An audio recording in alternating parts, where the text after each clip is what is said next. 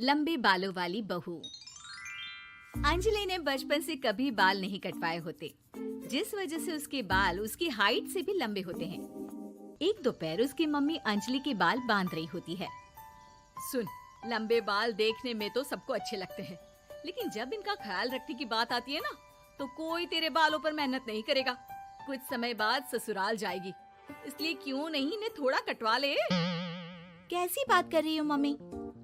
आप मेरे साथ मेरे बालों पर मेहनत तो करती ही हो, और चाहे कुछ भी हो जाए, अब मैं अपने बाल नहीं कटवा सकती। और आपको वजह तो पता ही है। अपनी बेटी को इतना खुश देखकर उसकी मम्मी आगे कुछ नहीं बोलती।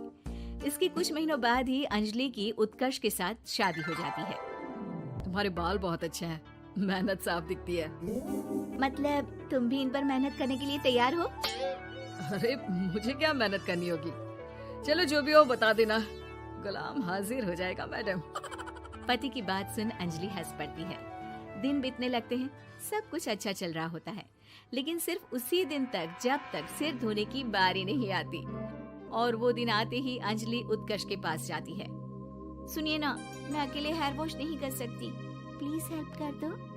अरे यार, आज तो बहुत इम्पोर्टेंट मीटिंग है, जल्दी ऑफिस पहुंचना है, कल कर लेना, पक्का मदद कर दूंगा। सॉरी यार। उत्कर्ष वहाँ से चला जाता है, जिसके बाद अंजलि शैम्पू की बोतल लिए सास के पास जाकर उनसे मदद मांगती है।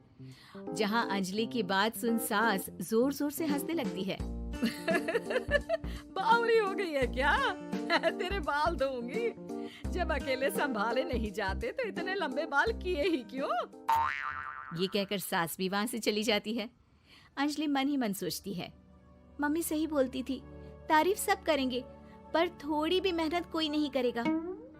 अब अंजलि खुद ही हेयर वॉश करने बाथरूम में चली जाती है। इस बात को 3 घंटे बीत जाते हैं, लेकिन अंजलि बाथरूम से बाहर नहीं निकलती। सास बाथरूम का दरवाजा खटखटाती है। अरे ओ महारानी, अंदर घर बसाने का प्लान है क्या? यहाँ सारे काम पड़े हैं, तेरे बालों की वजह से हम क्या भूखे मर जाएं? सास की आवाज सुन अंजलि अगले ही पल बाहर निकल आती है, लेकिन सही तरीके से सिर नहीं धुलने पर उसके आधे बालों में शैम्पू और बाकी बालों से पानी बह रहा होता है। हाय नास पीटी, इतने घंटे लगा दिए फिर भी इन्हें ठीक से धो कर नहीं आई। अब क्या सारे घर में पानी पानी करती घूमेगी? अरे कहीं मुझे ही ना गिरा दियो। आज तक कभी अपने आप हेयर वॉश नहीं किया, हमेशा मम्मी हेल्प कर देती थी, इसलिए टाइम लग गया। अंजलि और उसके बालों से टपक रहे पानी का हाल देख सास अपनी ही जान बचाने के लिए बहू को दोबारा बाथरूम में ले जाकर उसका अच्छी तरह हेयर वॉश कर बालों का पानी निकाल देती है। अब जल्दी काम पर लग जा, और मुझे दोबारा इस घर में तेरी जुल्फों का टंटा नहीं चाहिए। सास की बात मानकर अंजलि चुपचाप काम पर लग जाती है। इसी तरह दिन बीतने लगते हैं, जिसमें अब अंजलि हेयर वॉश के लिए आधे दिन का समय लेकर अपने घर आने लगती है, पर सास को इससे भी दिक्कत हो जाती है, जिसके चलते धीरे धीरे अंजलि के लिए अपने बालों का ख्याल रखना मुश्किल होने लगता है। न तेल लग रहा है, न समय से हेयर वॉश हो रहा है, और बालों में कंघा घुमाए तो हफ्ते बीत जाते हैं।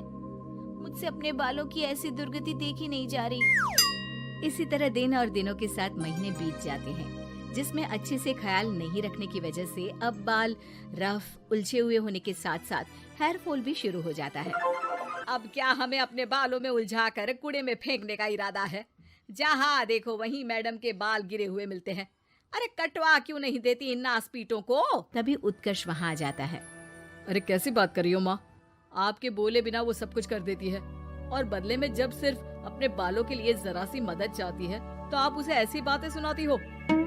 उत्कर्ष अंजलि को लेकर घर से बाहर निकल जाता है और वो दोनों अंजलि के घर पहुँच जाते हैं। मुझे माफ करना, मैंने वादा किया था लेकिन पूरा नहीं कर पाया। अब तुम जैसा कहोगी मैं वैसा ही करूँगा। अंजलि की मम्मी उन्हें बहुत सारे घरेलू उपाय बताती हैं, जिन्हें अच्छे से समझकर दोनों घर वापस आते हैं और अब मिलकर अंजलि के बालों को ठीक करने के मिशन पर लग जाते हैं। अरे पत्नी की सेवा में तो ऐसे लगा है जैसे इसके बालों में से खजाना निकल आएगा। इसी तरह कुछ महीने बीत जाते हैं और धीरे धीरे अंजलि के बाल पहले जैसे हो जाते हैं। आधा सफर तो कंप्लीट हुआ, अब आधा बचा है। हाँ, कौन सा आधा? मैं समझी नहीं। मम्मी। अब अपनी मम्मी को बहू की कीमत समझाने के लिए पहले उत्कर्ष उनकी सब सहेलियों को घर बुला लेता है। और फिर अंजलि को उनके सामने लेकर जाता है, जिसे देख वहाँ बैठी सास की सभी सहेलियों का मुंह खुला का खुला रह जाता है। अरे वाह, तेरी बहू के बाल कितने सुंदर हैं। आज से पहले हमने कभी इन पर ध्यान कैसे नहीं दिया। और वैसे इतने लंबे बाल संभालना सबके बस की बात नहीं, लेकिन तुम्हारी बहू को देखकर लगता है कि ये इसमें प्रो है। वैसे बहू, लंबे बाल देवी के भी होते हैं और चुड़ैल के भी, इसलिए अपने अंतर्मन में कभी कुछ बुरा मत आने देना और इस घर के लिए लक्ष्मी का रूप बनना। अरे किस बात की, घर की आधी लक्ष्मी तो ये इन्हीं जुल्फों पर खर्चा कर देती है। सास की इस बात पर अंजलि तुरंत पैसे ले जाकर सास के हाथ में रख देती है। अब मुझे सबके सामने नीचा दिखाने के लिए पैसे दे रही है क्या? नहीं मम्मी जी, पैसे आपको इसलिए दिए हैं क्योंकि ये उन्हीं बालों की कमाई है जिन्हें आप रात दिन कोसती रहती हैं।